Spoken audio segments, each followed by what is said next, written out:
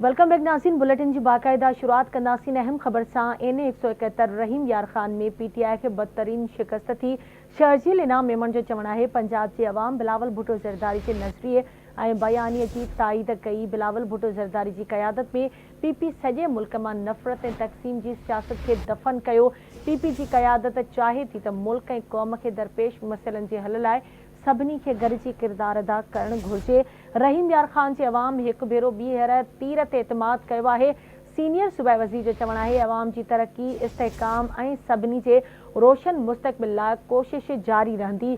Senior सूबाई वज़ीर तरफा पीपी उम्मीदवार मखदूम ताहिर रशीद की कामयाबी ते खेस वाधायूं ॾिनियूं आहिनि।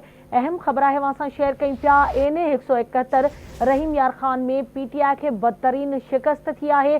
सीनियर सूबाई वज़ीर शर्जील इनाम मेमन जो ये चवण है तो पंजाब के अवाम बिलावल भुट्टो ज़रदारी के नज़रिए बयानी की ताईद कई है। बिलावल भुट्टो ज़रदारी की क़यादत में पीपी सॼे मुल्क में नफ़रत और तक़सीम की सियासत के दफ़न किया है।